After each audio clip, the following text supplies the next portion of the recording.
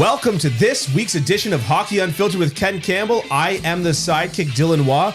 I am the Igor to Ken's Dr. Frankenstein, and this podcast is our creation.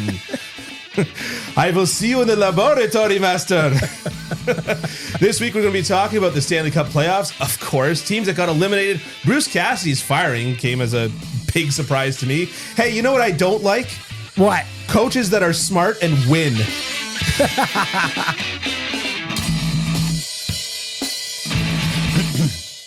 Well, Ken, how you holding up this week? I'm doing okay. I'm hanging in there. You're hanging in there, just barely. Yeah, eh? I feel a rally. I feel a Tampa Bay Lightning type of rally in me, though. I mean, I heard a lot of people saying in Game 3 that when Tampa Bay came and won Game 3, that was the turning point, and Tampa Bay is going to win the series. Yep. I wasn't so sure about that. I was absolutely 100% certain they were going to win last night. Like I knew it. It was like, why do I even click on the game? It was just one of those things. Like, I so know they're going to win tonight. Yeah, and they did, and convincingly. There's a bug in here, and it's not me. Yeah. There is. I had the door open. I aired out the place, and of course, one single fly. It's always one. Yeah, never two. Never zero. Zero would be nice. And this one is like particularly obnoxiously loud. He's flying around the microphone. Yeah. I'm gonna just impress everybody and just snag them at some point. I'll get you some chopsticks. Yeah. So what do you want to talk about first? I think we should talk about the Edmonton Oilers versus the Colorado Avalanche. Yeah. Okay. Yeah. Sure. Give me your thoughts on the Western Conference Final. Well, I think the question we have to ask is, was the Western Conference Final a disappointment? Because, I mean, like I was sitting here thinking, or not sitting here, but last night I was thinking, what were you doing at my house last night? No, we did. We just had Speck and Adrian Dater on last week. Last week. Yeah. Like, I was thinking, that wasn't just he's flying around your head right now. That wasn't just last week, was it? And I was like, yeah. We just had those guys on 7 days ago talking about how great and competitive this series was going to be. You know? Like, and I can't believe it. Like Daryl Sutter talked about it, playing Colorado being a waste of 8 days. He was wrong. 7. He was wrong. For Nashville, it was 7. For Edmonton, it was 7. Yeah. So in that respect, huge disappointment. Huge disappointment. The thing is that every year, we have to come up with things to write and things to say. Right. And there's got to be some sort of a media narrative. And, all due respect to the Montreal Canadiens beating the Toronto Maple Leafs last year, anybody who is trying to go for the angle that Montreal was going to do the upset, they were just looking for a new angle to write. Right. Every year, you hear things like the Stars cancel each other out, and then it's going to be, a battle of the bottom 6 when the stars on each team are diametrically opposed. Right. The stars are, Connor McDavid versus some Ryan O'Reilly or whatever. Right. Exactly. Yeah. So, every year you hear these narratives and to a certain extent, they feel a little bit fabricated. This year, the narratives all wrote themselves. Yeah, they were so perfect. I couldn't have written a better playoffs. Yeah, there was nothing forced about it. Nothing this one was, we were all like, this is going to be must viewing. And it was. The games were good. The games were good. Some were. Well, yeah, but 2 and 3. 2 and 3 weren't particularly good, but 1 and 4. Oh, you're talking about this excellent. Series specifically? Yeah. I'm talking about the whole playoffs at this point. Oh, okay. Yeah. Like, if you were to have created a playoffs in a lab, you sew on the arm of the Battle of Alberta and the leg of the Battle of Florida, and you flick the switch and you give it life. 2022 must have just been the Mob with fire, because it just so what have been the most hyped series? Okay, well, the Battle of Alberta was one, right, and it was disappointing in that we didn't get more of it. But the games themselves, even some game 1 was crazy. Game 5 was excellent. Game 1 was crazy because of bad goaltending. Right. Okay. Oh, that's my phone. I'm sorry. It's buzzing. Like that fly. Yes. So the Battle of Alberta was disappointing. The Battle of Florida was disappointing. Yeah. What were the other like really hyped series? With the last one, the one that we're talking about right now, Edmonton versus Colorado. Yeah, the Western Conference Final. Disappointing in as much as it was a sweep. And it wasn't as competitive as we would have liked. Yeah. However, I will argue this. The series was disappointing, but the superstars on both teams, they did their part. They did their part. They came to play. Yeah. They were excellent. They drove play. They were difference makers. Yep. They were exciting. Yep. They went hammer and tong against one another. So to me, in that respect, it was not disappointing. I mean, Leon Draisaitl's performance in Game 4, I mean, that's an Oilers win away from being one of those ones that you talk about for 20 years. Yeah. You know what I mean? Yeah. Like Draisaitl playing basically on one leg, gets 4 primary assists, is all over the ice. You see him, basically he can't even get off the ice half the time when he's going back to the bench. Yeah. And then he sits there for 2 minutes and he comes back out and he's great again, Yeah. I mean, I don't know what more Connor McDavid could have done. I don't know. I like what more could he have done to put that team on his back and carry it?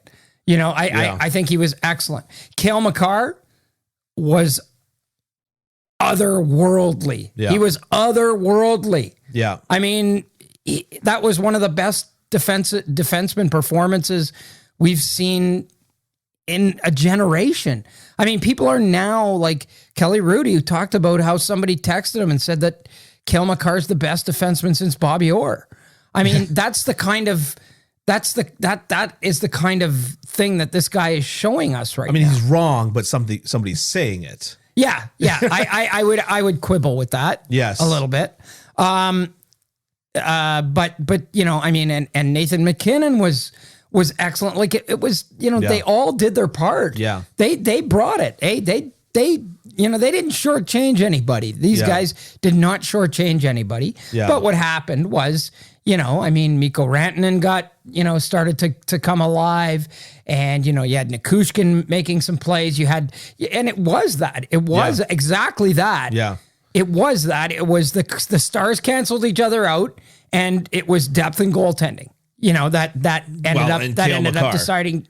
No, but I think he's a star, but I'm saying that like coming from the back end. Right. So what I'm saying though is that Draisaitl, McDavid, Makar, and McKinnon kind of canceled each other out, and then it did come down. Yeah. To so you've got Hyman and Rantanen. Okay, so that cancels out too, and then you go down a little further, and the further you go down, the Darren Helms, the JT Comfers, those guys for Colorado stepped it up.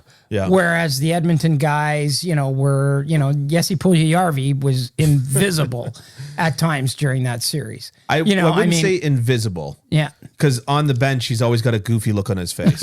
So that's when I definitely notice him the most. And goaltending, I think, Mike Smith was very good for parts of the series, and he was dreadful for half the series, I would say. So, yeah, I mean, I disagree with you a little bit there. I think that Mike Smith had one bad game. Game one? Yes. The 8-6 game? Yeah. And one not great game. Right. But, like, like all things being equal, like, you're not going to get an otherworldly goaltending performance every single night. But you need to be better than the other guy, and he wasn't. I mean, even Pavel Francouz outplayed him, I thought. Yeah, but I mean, that I think had more to do with Pavel Francouz playing quite well. I remember yeah, it does. No, but I'm saying that it's not like Mike Smith played bad. It's just like, it's not like he got himself outplayed. Right. He was simply outplayed. Like I remember when Montreal lost to the New York Rangers in 5 several years ago. It was the first year that Shea Weber was on the team. Right. And I remember, the story was that Carey Price got outplayed by Henrik Lundqvist.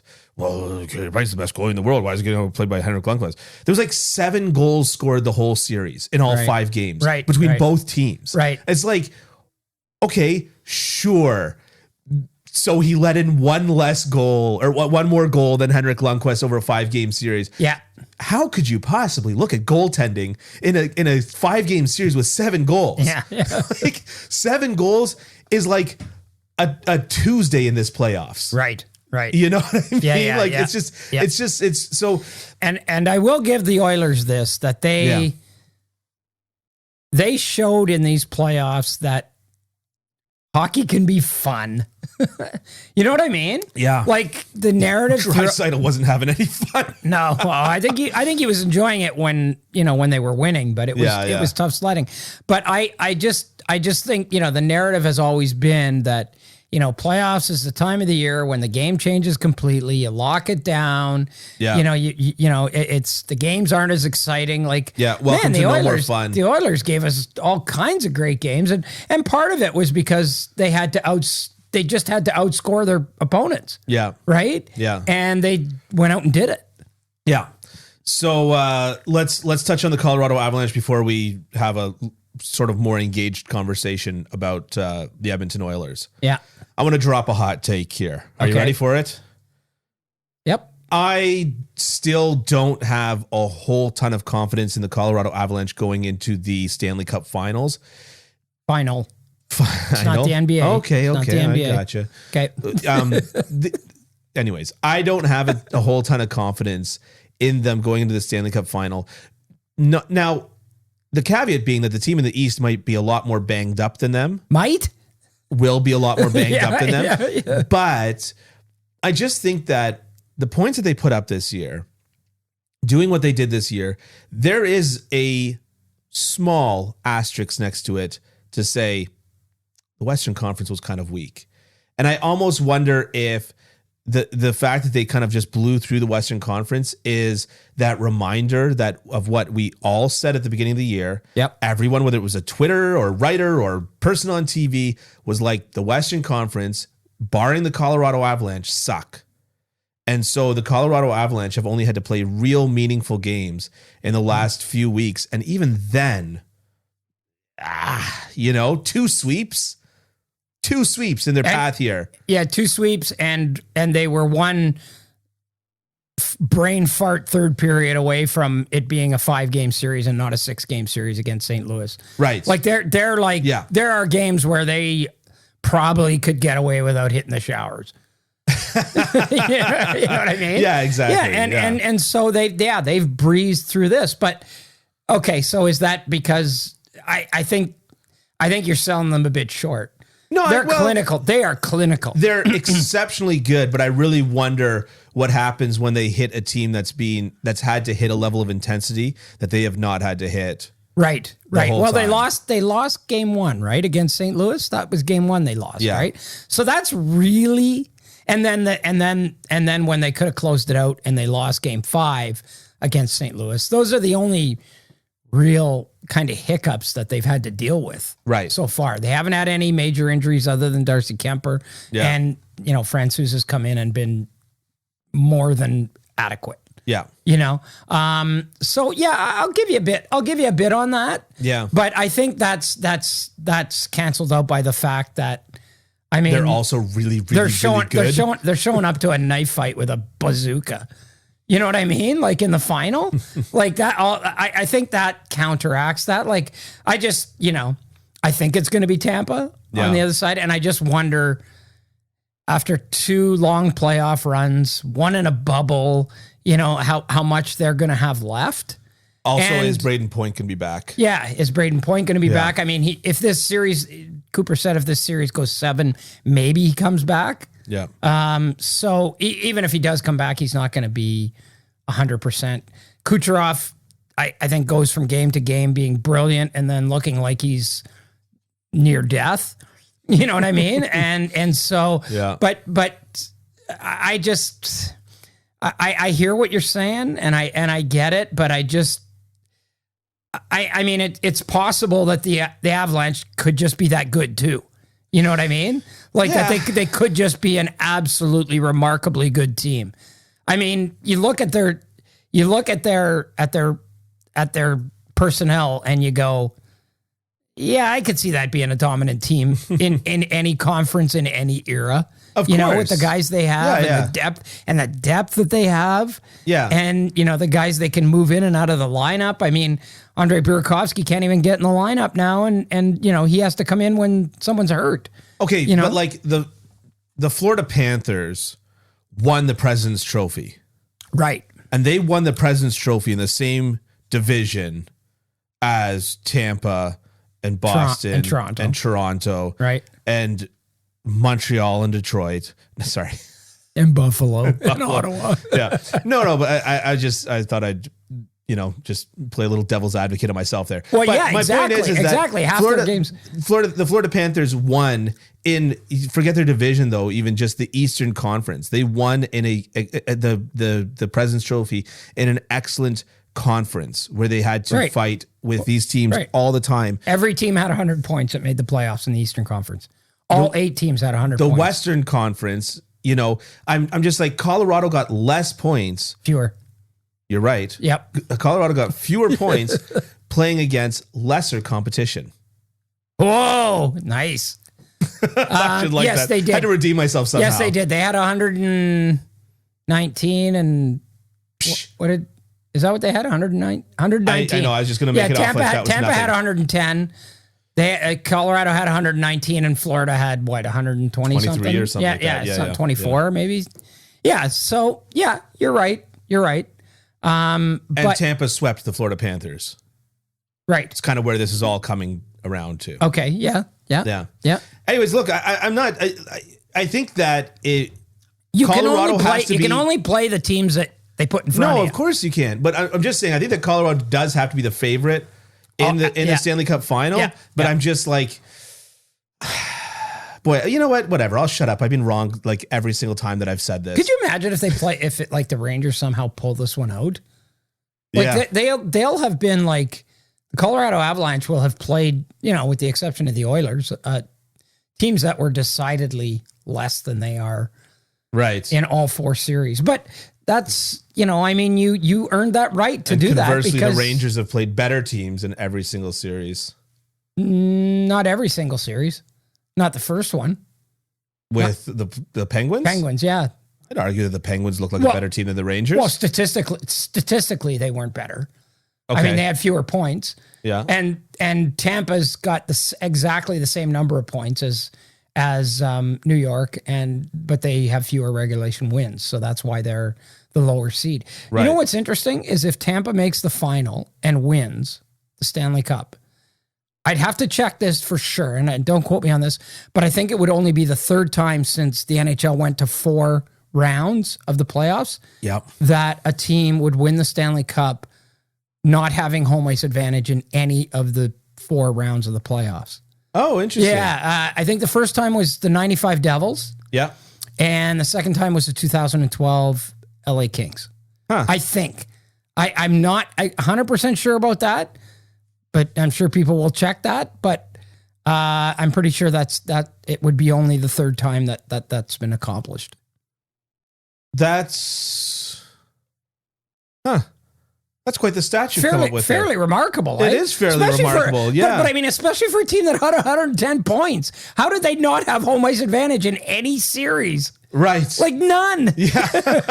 They didn't have it against Toronto. Yeah. They didn't have it against they didn't have it against Florida, and they don't have it against the Rangers. And they won't have it against Colorado. If they win, they won't have it against Colorado either. So let's talk a little bit about the Edmonton Oilers before we get off of the Western Conference Final. Okay, you've got a really hot take here. We talked about it, and you better say it. Buddy. That Jay Woodcroft looks like Seth MacFarlane? No, that Jay Woodcroft, you compared him to somebody else. Oh, that's right. Yeah. You compared him to somebody else. Yeah. And you're not getting away. You're not. No, everybody, if he doesn't say it, I'm going to say it. If I held you to everything you told me over the phone. Yeah. Oops. No, but you know what? I will say it because it's, you know, I almost said Seth MacFarlane. Jay Woodcroft. Seth Jarvis? No, wait a minute. Getting all mixed up. Jay Woodcroft Yeah, he gives me a little bit of Dominic Ducharme vibes. Whoa! Wow!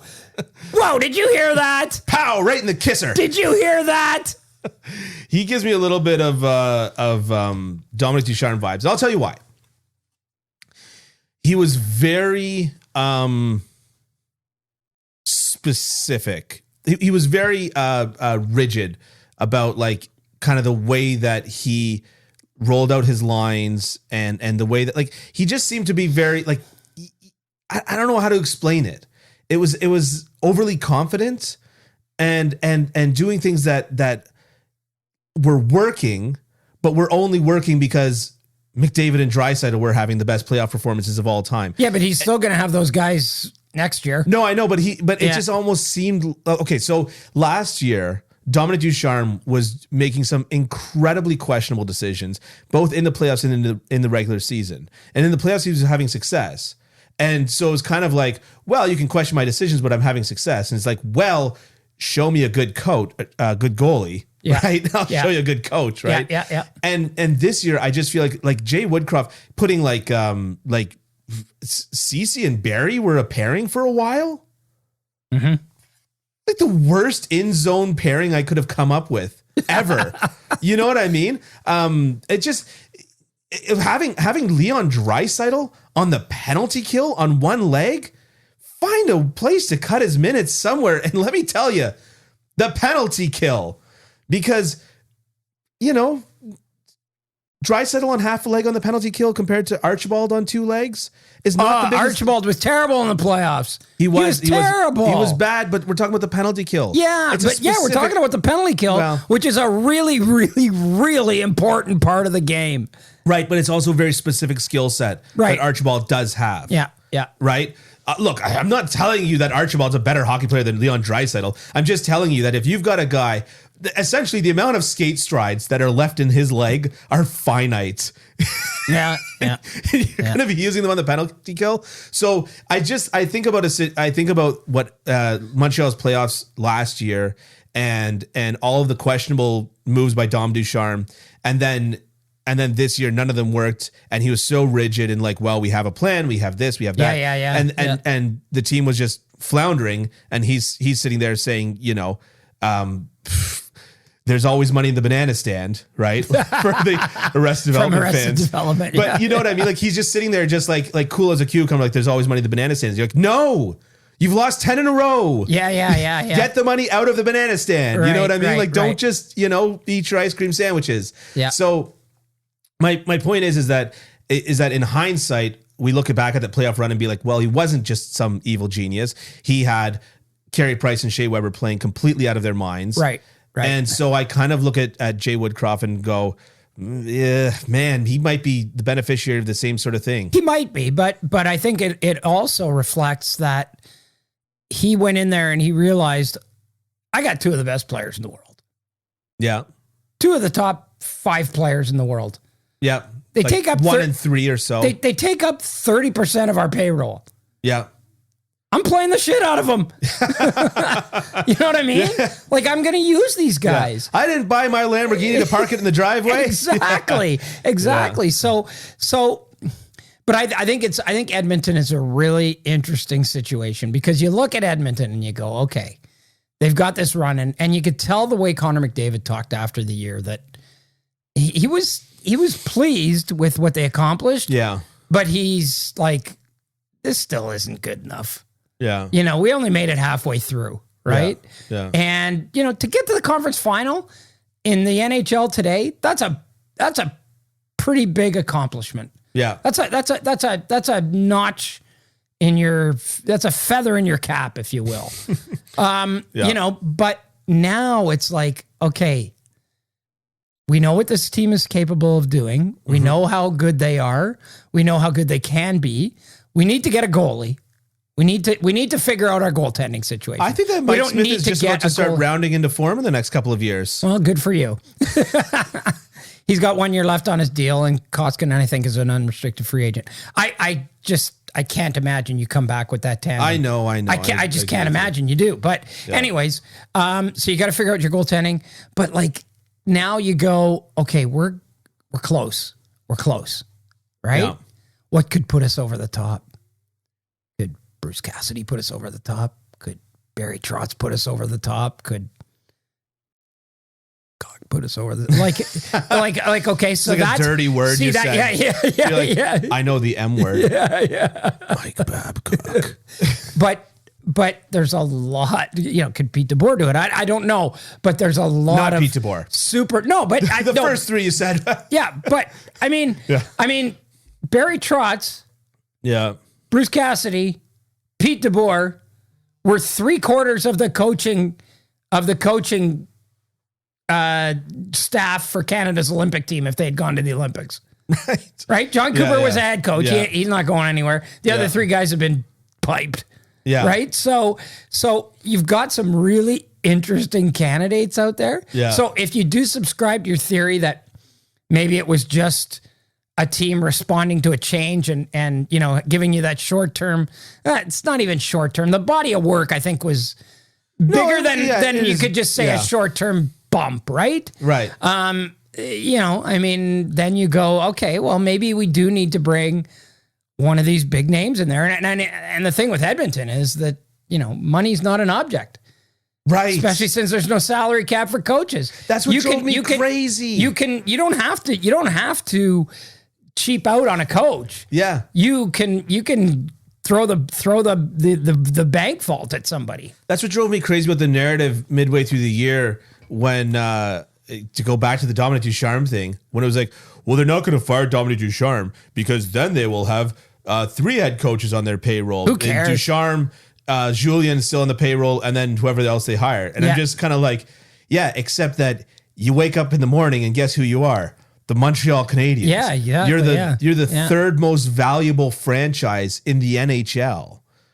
Spend the extra couple million bucks. I am willing to bet everything I have, which really isn't much, but I'm willing to bet everything I have that did not even enter the minds of anyone making those decisions at any time. Oh, we got to pay 3 coaches. Oh, well, shucks. Didn't even register as an amount. Yeah, exactly. Yeah. All right. So you want to move off the Edmonton Oilers? Well, I just think they've got to figure out where they're going with their goaltending and their coaching. I think those are the two big ones. I think as well that there are upgrades to be made on defense that won't necessarily cost more money. But the big thing, if I were Ken Philip Holland, Broberg's, you would assume that he's ready to make the jump. Yeah, Boucher takes another step forward. Bouchard. Evan Bouchard. He was very good this season. I thought he was excellent this season. Yeah. But he's still quite young. Yep. Yeah. But I think there's upgrades to be made on defense. But the big thing that I'd be looking for if I were Ken Holland. Yep. And I mean, he just retired now, but where is my Jason Spezza? Where is my grew up in Edmonton fan, has a couple good years. Where's my Mark Giordano? Right. I remember when Mathieu Perreault signed with the Montreal Canadiens in the offseason, and I remember Leafs Twitter going like, oh, why didn't we get, that guy on a league min or whatever the case was. And my friend tweeted out, did you read his last name? Yeah, right. Exactly. Right? Yeah. And so, teams like Toronto and Montreal do seem to manage to find Toronto more so lately with their success, but do seem to find, older players that still have some value that just want to, do something good. And so if you turn around and say, look, we made the conference final last year. We've got a chance to win. You grew up a fan of the team. This is a childhood dream, which means something whether you want it, whether you say it or not, right? Like it means something to these guys. Right. You've made enough money. Just come over here and you'll have a front office job at the end of it, much like Jason Spezza right now. So that's what I'd be saying. I'd be saying, where's my Jason Spezza? Where's my Mark Giordano? Right. Okay. That's what I'd be looking for if I were Ken Holland. Okay. Yeah. And dump Cece. You really don't like him. I thought he was okay this year. He was fine. He was fine. The thing about defense is that stats don't tell the whole story on defense. Right. because if you look at like an expected goals or something like that, right? And not all gaffes are created equal. Right. So you make a gaffe and maybe statistically that can only be like a 0.101 expected goal or something like that, which is quite low. But you know what I mean? Like depending on exactly where and exactly how it was made, it might actually be and the a goal circumstances every at the single time, yeah, right? Yeah. So he's just a guy that, you know, I always, everybody that is like this, I always think about Joe Morrow, where you're like, you've got all the tools, you're good, but you just one too many times, you just make that big gaffe, right? And it just prevents you from being all that you can be. Well, and the one thing that we've completely forgotten about with the Edmonton Oilers that is the injury to no, it's what do you do with Evander Kane? Speaking of huge gaffes, what do you do with Evander Kane? I mean, everything in me, every fiber of my being wants to say, let him walk.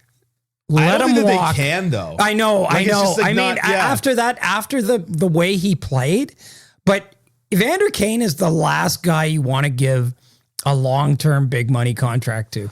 Like, I just, because he's always one day away from faking a COVID card or something. Doing even on ice though. Yeah. You know, they really could have used him in game 4.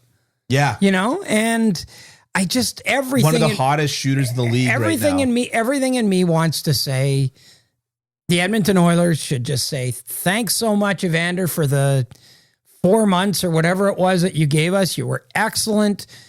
Thanks a lot. Here's a letter of recommendation. Yeah. And good luck to you on your future endeavors. Because that guy just, and okay, he was a model citizen and everything this year, but was he? He was, apparently. Except for that hit. Right. Yeah. No. I understand that you obviously I know that you meant up to that point. Yeah. In Edmonton. Edmonton. But yeah. But yeah, I mean, there's just the thing is that we fall into this fallacy where it's just like, well, the team with a good leadership core can fix them. He was part of the San Jose Sharks, which have the best, part of the Winnipeg Jets, and he was also part of the San Jose Sharks, which have the best culture of any team in the league. Right. There's leadership coming out the wazoo there. There is, you know, they've got a San Jose way. Yeah. And you're indoctrinated into it beards, very early. Man. We told you beards. Yeah. But you know, the thing with Evander Kane is that sometimes guys get it. You know what I mean? Like guys get it, but I'm just not sure Evander Kane's at the age and the stage of his career where he's ever going to actually get it, you know, and fall into line. And you don't want some guy who's going to be a robot, but you need a guy who's where it's not about him, where it's not about him. One of my favorite goaltenders is Robin Leonard. Yeah. And I remember when Robin Leonard was with the Buffalo Sabres. And I remember him screaming at the coach and just thinking, like, what an entitled, unearned sack of garbage. Yeah. That is going to, you know, go and publicly be screaming at his coach after getting pulled, where you played badly. And then, you know, he comes out and he's open about his substance abuse issues. And mental health struggles. And his mental health struggles. And the two are they're two different things. Like they're not two different things. Like like substance abuse is a mental health issue, right? But he also has talked about having bipolar, which is its own thing. Yeah, and that's serious, right? Like it and is. There are different and trauma, and there are different levels of severity. He comes out and he talks about it. But the thing is that he doesn't just like, so now in his career, he's not a robot, right? He's far from it, but he is. He's a likable guy. Yeah. And even when he says something that I don't agree with, he explains himself and it's kind of like, you know what? I don't agree with your opinion, but I respect your thought process to get to that opinion. Yeah. And so it's just, you know, that, and so we love a good redemption arc, but we're all waiting for it with Evander Kane. We want to like him because he's such a good hockey player. Yeah, and he's had the opportunities too. Like of course he's had the opportunities. I've actually interviewed Evander Kane one-on-one. Really? A couple of times. He's quite a likable young man when you talk to him. Yeah. Like he's not a dick. Right. Like when you talk to him. Yeah, yeah. I don't know what the disconnect is and why it keeps happening. Right. But it, as you said, it's happened in two organizations that have had very, very strong leadership. I mean, we should have known with Dustin Byfuglien. Like, he's a guy who was like one of the most quintessential hockey players, of all time. Well, to me, it was the San Jose thing. If you can't fall in line and do the right thing playing for the San Jose Sharks, then what do you do? Then you look inward, right? Yeah. It's like, okay, this keeps happening to me, and maybe I'm part of the problem here. You know what I mean? Yeah. So I just, everything in me wants to say, do the brave thing, Edmonton. The brave thing for the Edmonton Oilers and Ken Holland would be to say, thank you, Evander. Goodbye. That would be the ballsy thing for them to do. Yeah. I don't know after that if they can do it. I don't think they can afford it. And then they've got Leon Draisaitl coming out and endorsing him afterwards and all that other stuff. Yeah. I would be worried about signing that guy to anything more than a 2-year deal. Okay, so here's the bottom line. Like let's bottom line this with Evander Kane. Is how far do they go in the playoffs this year without Evander Kane? How far do they even make the playoffs without Evander Kane? He was excellent. He was excellent down the stretch. Yeah, yeah. Okay, but let's hypothesize that they've made the playoffs without Evander Kane. How far do they go?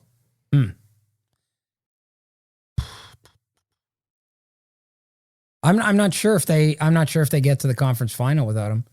Oh, I almost guarantee that 13 goals in 15 games. Yeah. Is that what he had? What do you have? 13 and 15? Close to that. Yeah.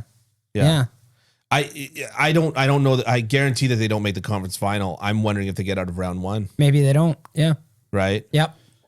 I mean, because, and also because he's, LA had a certain way of playing the game, and he was pretty good at playing that kind of game. He was, was the poison to that. Yeah. So I'm not convinced that they get out of round one without Evander Kane, at which point, if you're Ken Holland, as much as I hate to say it, because it's just like, you can't keep getting away with this. Right.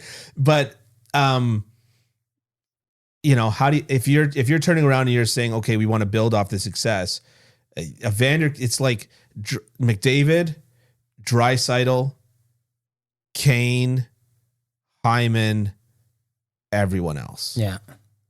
Smith would be there. Might be Hyman Kane on a level ground. The only thing is like, it's not about like, I mean, the Oilers are cap strapped. They're not cash strapped. They're cap strapped. Yeah. Right. But it's not so much about money. Yeah. Because you bring a guy in like that, you move guys out. Right. Mm-hmm. So, I mean, they can do it. They can do it. It's not about money. It's not about on ice, obviously. It's about, what does this say to your group about the culture? Right. And how does it end up affecting what you're trying to do? I remember the last year that I coached my son's team. We had a good team. We had a really good team. Mm-hmm. Not a great team, but a really good team. But we had 3 kids on that team that just destroyed everything, right? Like they just sucked all the positivity and the momentum and all the good things we were doing right out of the room. Yeah. And out of our team. Yeah. And we crashed and burned because of it. Yeah. And I don't think it's outlandish to suggest that 1 or 2 guys that are on their own agenda and aren't on the program can really completely derail a team. I completely agree with you. When I was paddling competitively, There was this myself in our age group. Myself and one other guy were the two best paddlers in our club in the age group. Right. We were in a 4-person canoe. We get up to the start line, and like this guy would just like he would try to antagonize me constantly. Yeah. And anyway, so like just like we're putting up our paddles, like ready to start the race, and he goes, "Hey, Waugh, try not to screw up today." I was pissed off. I basically just didn't paddle the race. Right. And because of that, we could never be in a C2, a 2-person canoe together. Right. Because we just, oil and fire. Why didn't you cross-check him with your paddle in the back? Oh, I almost punched him in the mouth more than a few times. I think I threw him to the ground once or twice. Wow. Like I think. Did this guy end up ever becoming a paddler? No, of course not. Oh, of course not. Okay. Yeah. And injury is what put me out of the running there. But right. The bottom line is that our club could never do well in C2 because the fact is that we would have been the perfect C2 partners together. Yeah. If not for the fact that you couldn't stand the guy. If not for the fact that we couldn't stand each other, right? Right. And right. so like, I find it hard to believe that you would be an unlikable human being. Wow. I was like looking for the joke or the veiled barb in that, but that's a very nice thing for you to say. No, I find that very difficult to believe because you're very accommodating. I show up late all the time and you're never mad at me. Yeah. Yeah. I have a dartboard with your face on it every time you show up. Yeah. Okay. Yeah. No, I appreciate that. I really appreciate that. Yeah. So anyways, my point is that like you're absolutely right. The egos and the whatever, it can just completely derail a team and just make it a completely toxic environment. And so you're just never going to get out of it what you want to get out of it. So they've already, the Oilers have already like, they've taken the leap, right? Like they signed him when he was toxic and it was a PR sort of hit nightmare on them and everything. So they've done that. Yeah. They've got beyond that. Yeah. You've already jumped into the disgusting, murky swamp water. You might as well wade to the other side. It's a really difficult call. It's a really, because I mean, after what he did, is he going to play on a 2-year deal for a couple of $1 million? Probably not. I mean, okay. So if I were the Edmonton Oilers, I'd say, hey, Evander, we want you back. Go test out free agency. Tell us what the best number is. We'll tell you what we can do then. Yeah. You know what I mean? Yeah. The only thing is then once you don't lock them down before free agency, but it's kind of one of those, if you lose them, you lose them. Yeah. Mm-hmm. All right, hockey fans, the pursuit for the Stanley Cup is on, and DraftKings Sportsbook, an official sports betting partner of the NHL, has an unbelievable offer for the most exciting playoffs in sports. New customers can bet $5 on any team to win and get $100 in free bets no matter what, win or lose. Looking to turn a small bet into a big payday during the playoffs? With DraftKings same-game parlays, you can do just that. Create your own parlay by combining multiple bets, like which team will win, how many goals will be scored, and more. It's your shot at an even bigger payout. DraftKings is safe, secure, and reliable. Best of all, you can deposit and withdraw your cash whenever you want. Download the DraftKings Sportsbook app now using promo code THPN. Bet $5 on any team to win and get $100 in free bets no matter what. That's code THPN at DraftKings Sportsbook, an official sports betting partner of the NHL. Minimum age and eligibility restrictions apply. All right, so let's move on to the Eastern Conference. Right on. Let's talk about the Tampa Bay Lightning versus, doesn't matter who they versus, because guess what? They're the Tampa Bay Lightning. Exactly. Poor Igor Shesterkin. Poor Igor Shesterkin lets in 1 goal 5-hole. Out of like 2,500 shots in the playoffs, lets in 1 goal 5-hole, and everybody's like, oh, he's not looking like himself. He's looking fatigued. He's looking this. He's looking that. Well, that was the narrative on Hockey Night in Canada last night for sure.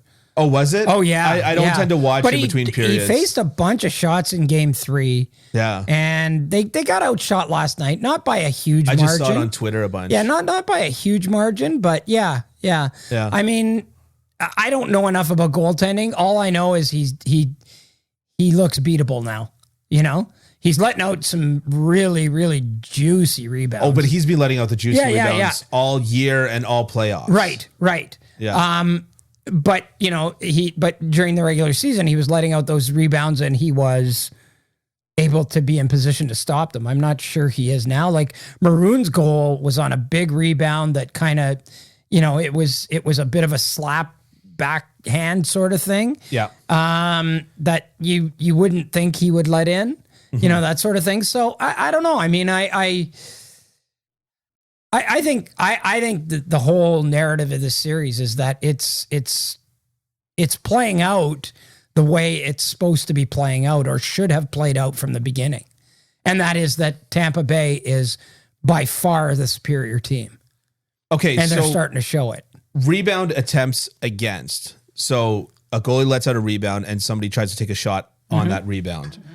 Second place in the entire playoffs for the most is Mike Smith with 58. Right. First place is Igor Shesterkin. Any guess what the number is? Is it over 100? Oh, wow. 112. I was going to, wait a second. Oh, damn. I was going to say 107. Wait a minute. Give me a second. We've got a Diet Coke emergency here. Yeah. 112 rebound I was actually going to say, against. no, I was going to say 108, I think. That was what I was going to say. I sure hope this doesn't explode when I open it. Oh, okay. No, we're good. You had the palm cover on that one. Oh, that's just at 5 versus 5. Oh, I didn't even realize that. That's just at 5 versus 5. 5 on 5. All strengths? 3,000.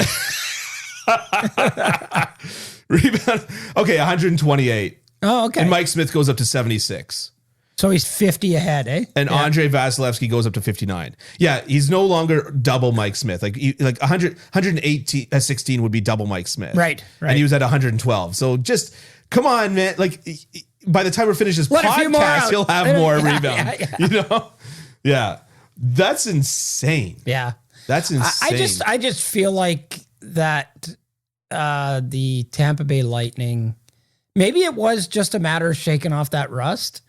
And once they did, but what I feel like the Tampa Bay Lightning are doing right now is they're in all business mode. Yeah. You know what I mean? Yeah. And that all business mode means, okay, we go out, we forecheck like crazy, we pursue the puck, we cause a couple of mistakes, we let some of the best players in the world get us a couple of goals. Yeah. And then we give them nothing. Diddly. Yeah. We give them nothing. Probably the most surprised I've been in this entire playoffs. Okay, that's little exaggeration, but one of the more surprising things in this entire playoffs was when Panarin scored last night with 3 minutes left in the game. Oh yeah. I didn't think that he was ever going to score again. Like, not just like I'm not trying to knock Panarin, but I'm just saying that, like, again, like you said, it was on the power play with a. It was on the power play with a 6-on-4. 6-on-4. Yeah. Yeah. No, I'm not. Yeah. But it just didn't seem like they were ever going to get any kind of traction. Right. Anyways, obviously at that point there's 3 minutes left in the game to make up 2 more goals in 3 minutes and then win in overtime would have been a Herculean effort. Palat has picked it up. Palat has very much picked it up. I don't think the Tampa Bay Lightning care that Alex Killorn has no goals or that Anthony Cirelli hasn't scored. And right. Stuff like that. I don't think they care one bit it's Philip about Deneau that. last year, though, right? Like, it's just kind of like Philip Deneau had like 1 point in the playoffs. Yeah. Right? Yeah. But guess what? He was also the most important forward on the team. Yeah. He's sitting there eating his pizza. Yeah. Which I'm convinced that he got from Enrico's. Oh, yeah? I'm convinced. Down the street at Kingston Road in Birchmount. How would he have done that? Okay. Here's the theory. Let's not go too long. Okay, yeah. Just a tight 10. So he'd phone it in before the game. Some guy'd fly it there. What? No, they're in Toronto. And Toronto. They say... We always say Toronto. We don't say Toronto on this podcast. Yeah, you're from Sudbury, so you don't say Toronto. I say Toronto because I'm from Toronto. So you're the one that told me not to go along. So they go to Toronto to win the playoff series, and they say, "Oh, hey, Tyler Toffoli, you're from Toronto. Where do you want to get Scarborough. pizza? You're from Scarborough, and too, he's from Scarborough and went to Birchmount." and it looks like Enrico's pizza that they were eating. Oh, really? And Okay. Enrico's is like the staple of Birchmount. Okay, wow, you gave that a lot of thought. I was eating Enrico's watching it, and I was like, you really drilled down to an area where not a lot of people know anything about. This is the level of journalism people want to see these days. It's outstanding pizza. It is outstanding pizza. It's great We should pizza. go for a piece after this. Let's go for a pizza after this. Well, okay. Oh, you've got a meeting at Well, yeah, but we could probably still make it. We can fit a quick Enrique's in. Yeah. Okay. So I agree with you. The Tampa Bay Lightning are just looking completely unbeatable. Andrei Vasilevsky is looking outrageous. He made, right before the Panarin goal, he made an outstanding save. Right. He made an outstanding save. And he didn't even put the rebound into a bad place. It wasn't like an outstanding save but anyways, it was out to his right side. And pad and glove right there. Yep. Made an outstanding save and then got scored on about 10 seconds later. And I'm just like, you know what? Like when your goalie makes an outstanding, not even 10 seconds, about 2 seconds later, right? When your goalie makes a save like that, you got to be cleaning up that rebound. You got to be clearing out that garbage. Like, you know what I mean? Like you don't make 2 of those in a row. Yeah. Right. It's just like nobody's turned around to Usain Bolt after breaking a world record and said, now do it again. Yeah. Right? So what do the New York Rangers, or can they do to turn the tide in this series? Because I feel like you and I and everyone else in the world is just like, oh, well, Tampa's going to win. And I'm not lying. I'm not blowing smoke here. Even after game 2, I still thought they were going to win the series. Yeah. After game 1, I thought they were going to win the series. After game 2, I thought they were going to win the series. I'm not sure that the New York Rangers haven't hit just gotten slapped right in the kisser with reality here. That, you're playing a team that is a special group of guys. Yeah. I mean, what can the New York Rangers do?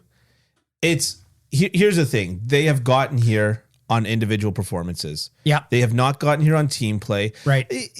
Now, the caveat to that is the kid line, but Hedo's hurt. The kid line looks like a great line, and they play like a line, making passes and razzle-dazzle. But other than that, it's kind of like when Panarin scores, it's like, look at this great play that Panarin did. Mm-hmm. When, what's his name? The center that's getting all kinds of love right now. They're number 1 center. Mika Zibanejad? When Zibanejad scores, it's like, wow, look at this great play that Zibanejad did. It's not like, look at Zibanejad's line. Look at, you know what I mean? Yeah. And so they've gotten here on individual performances, and they're basically, you're not going to change that now. Yeah. And so the only way here's the trouble with individual performances. I'm convinced that we are no longer in a day and age where a shooter can solve a goaltender. What are you going to say to Vasilevsky? Oh, glove side high, he's weak. They showed a stat that Shesterkin's let in more 5-hole goals than any other goalie. Does that mean that he's 5-hole weak? No, absolutely not. So I'm convinced that no single shooter can solve a goalie. And that's why the team play is so important, because in order to solve a goalie these days, it's like tips, it's deflections, it's screens, it's things that are essentially impossible. And so that's the problem with getting here individually, but we've got to see more individually. Yeah. We've got to see more from Panarin. Yeah, We've got to see more from I think the Tampa Bay Lightning are best when they are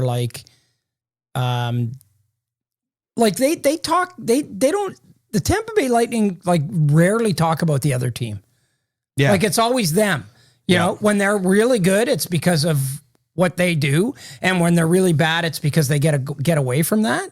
And I just feel like Tampa Bay is the kind of team that if they play the way they've played the last 2 games, I'm not sure there's anything that the Rangers will be able to do. Well, but you can't, what I'm saying is that you can't make the change now. Yeah. right? You can't turn around and say, okay, now we need to, we need a set play that's going to. Yeah, you are who you are. You right? are who you are. Yeah, and you are who your record says you are, and you are who you are.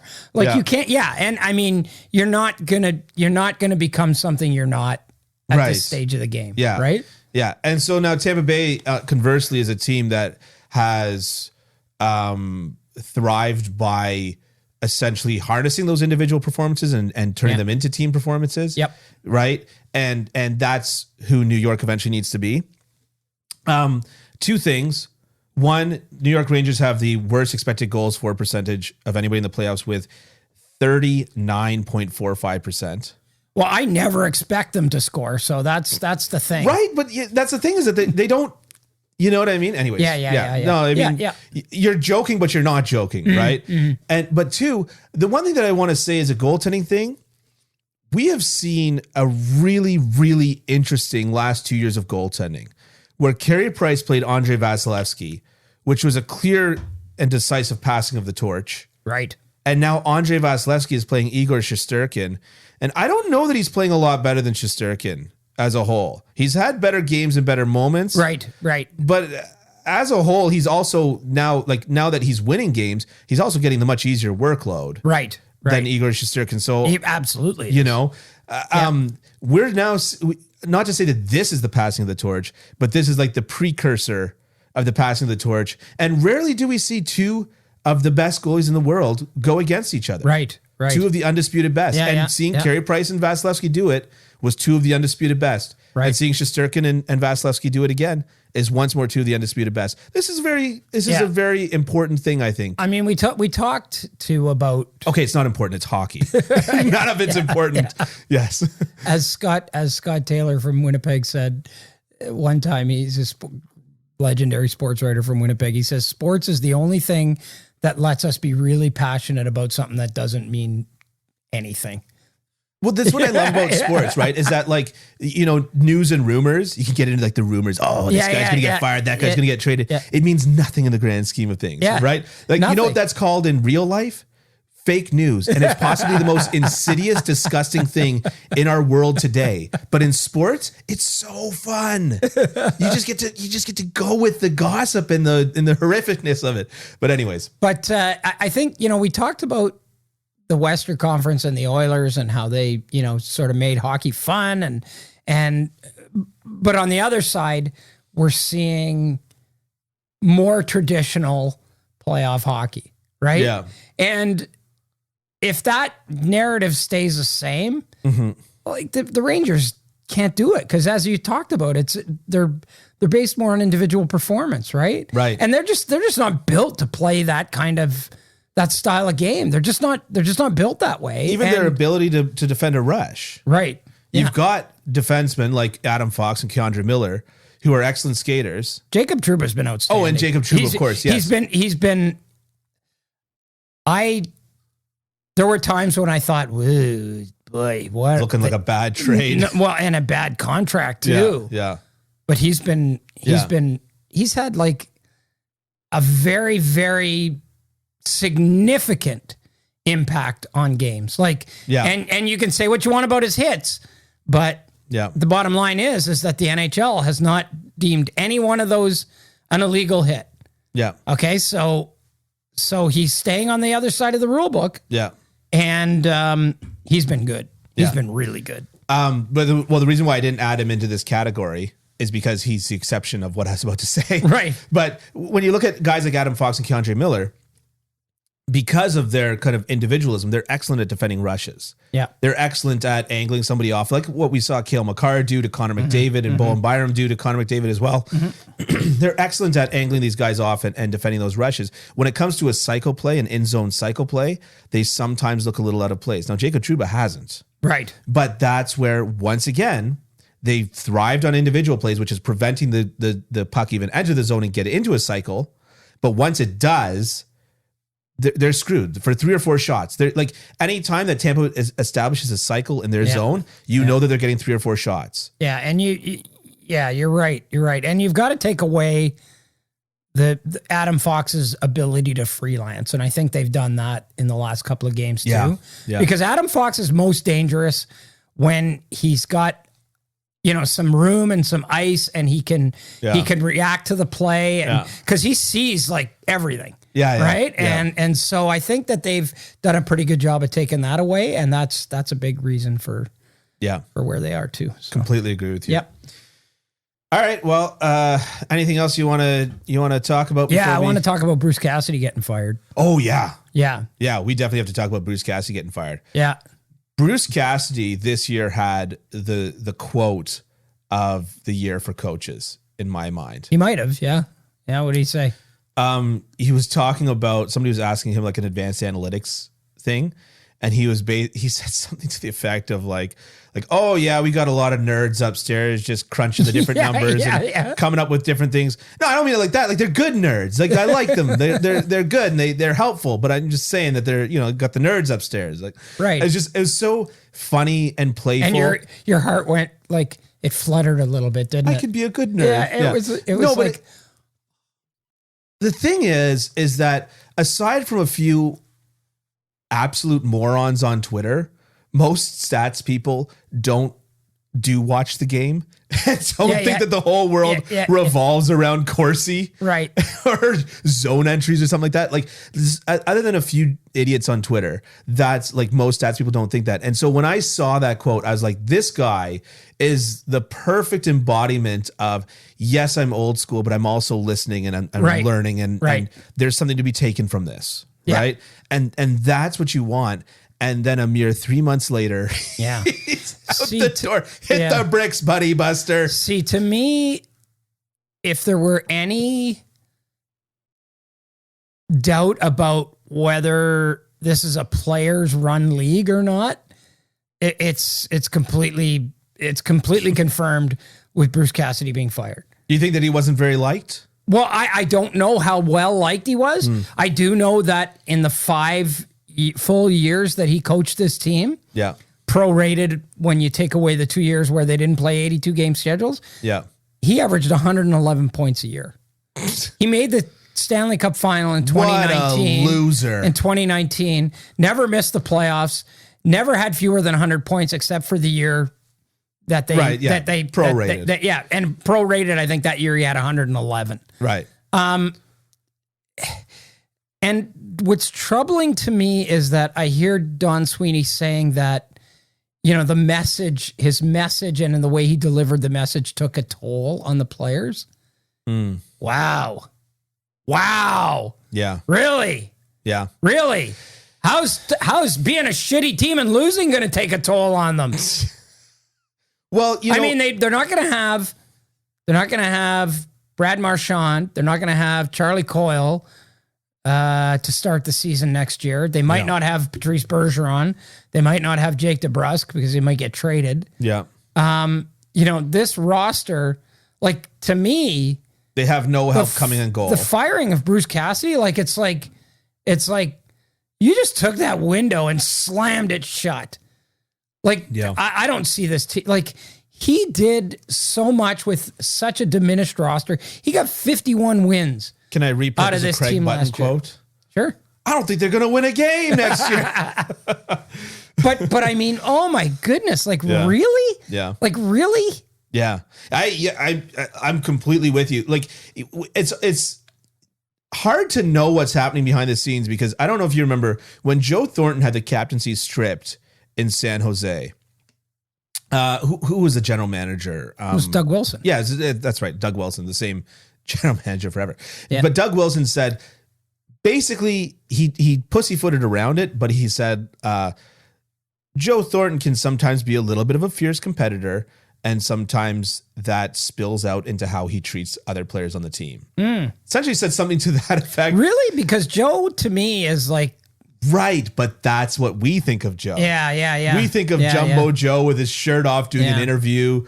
We think of, you know what I mean? We think of, good old Jumbo Joe. But, how do we think about Carey Price? Right. He's so calm. He's so collected. Yeah. He's always, I don't know how much you've heard about people standing outside the change room after a bad loss, but I've heard about a lot of broken things. And it's public knowledge. Like I'm not letting any big cats out of the bag, right?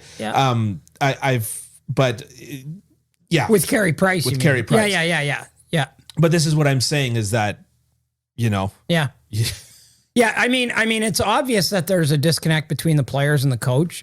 Because, I've seen guys like this before, lots of guys who end up, and Bruce Cassidy is a favorite of people like that are in my business, right? The media. He's great. He's great. But I've seen lots of guys who are great with the media and are hated by their players. We do have... and conversely, I've seen guys who are hated by the media and loved by their players. Right. So... We do have a difficulty making that disconnect in media. And we were just talking about it with Tortorella. Right? And how many players absolutely love playing with Tortorella. Absolutely. And yet he's always got this bad... air hanging about him. Bad vibe, right? And a similar person to that would be like Brad Marchand. I find that a lot of media has trouble calling him out on his garbage because he's a super affable, nice guy. See, but I've always done that, and I also I know you have, and I also think he's a wonderful person. Why do you think I called you and said let's do a podcast together? Yeah, because it seems difficult, and I know that it's our human brains and our inability to process that. It's difficult to turn around and say I really like that guy. I also think he's a bit of a douche. Yeah, that's exactly what I thought of Chris Pronger. Right. Lovely person, great individual. Yeah. I've had many great conversations with him. I think he's one of the smartest people I've ever met. He'll probably be on this podcast soon. Yeah. I think he's one of the smartest people I've ever met. Yeah. But on ice, it's like you're a terrible human being once you put the pads on, right? Well, you heard about the joke, like God talking to an angel and saying like, "Hey, I've just invented these Canadians," and the angel goes, "Oh, they seem so nice and calm and sweet," and God says, "Yeah, you'd think that. You just drop a hockey puck and see what happens." Yeah, exactly. Yeah. But I am really perplexed by the Cassidy thing. I'm really perplexed by why would Boston think that this was a good idea? Okay, so you did to me the Dominic Ducharme thing, the Jay Woodcroft thing. Right. So now I'm going to put you on the spot with something that you said to me off air. Okay. Are we ready for wild speculation based on no information time? Sure. Patrice Bergeron may or may not retire. Yeah. Tell the class what you said. No, what I said was it'll be interesting to see how people draw the lines between, because if he decides not to retire, then does the narrative become, oh, well, Patrice said, I'm not playing for this guy anymore. Yeah. Like Pavel Datsyuk did with Mike Babcock. Yeah. If I come back and I'm playing, it's not going to be for this guy. Yeah. I don't see Patrice Bergeron as being that kind of guy. But at the same time, if anyone's earned it. And then you go, okay, there's something to this, and there really is something that needs to be changed. Because if a guy like that does that, you go, okay, now there's something. You know what I mean? Yeah. But I it'll be interesting to see, like, if Patrice Bergeron in the next week turns around and says, well, you know what, I've had not a change of heart, but I've made up my mind, because he hasn't gone one way or the other yet. But, it sure looked like after they got eliminated that he was done. And if he comes back and says, I've kind of had a bit of a change of heart, blah, blah, blah, I'm going to come back and play, then you go, oh, wow, now it might make a little more sense. There is always going to be a certain type of garbage that we are willing to eat and a certain type of garbage that we are not. I was playing with that kid that plays tier 2 in Sweden. And, he was telling me, he said, like, he goes, I've had so many coaches, and he goes, some of them, they yell and scream at you and then bench you. And then you never know what to do. Right. And some of them bench you and say, you really screwed this, and this up. And he goes, look, I don't like being benched no matter which way you slice or dice it, but at least I know what to do with that. And so I think that, like, where somebody's coming from and the way that they handle the same situation is very important. And so Patrice Bergeron, where I'm driving at with this is that Patrice Bergeron played for Claude Julien for many years, a guy who is widely considered to be a very decent, good person. Claude Julien? Claude Julien. One of the greatest. Right. As a person, yeah. But also considered to be one of the most demanding coaches. Right. So if Bergeron comes says back, this is too demanding. Yeah, but not for him. Not for him. Not for him. I mean, Patrice Bergeron could play for anyone. Right. You know what I mean? Like, he's such an elite player, and he's so dedicated, and he's so good at what he does, and he's such a good leader. He could play for anybody, right?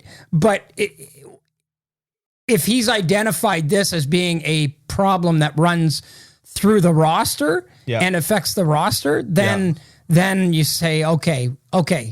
So maybe what I'm saying is maybe Patrice Bergeron's decision will give us some clarity on why this happened. Yeah. Because for sure, if he comes back, then you got to at least ask that question, right? Right. You got to at least ask the question. Yeah. Was this something that Bergeron said, look, we can't play for this guy, or there are players on this team that can't play for this guy anymore. And you got to get rid of him if you want me to be a part of this, So. It could be the opposite though.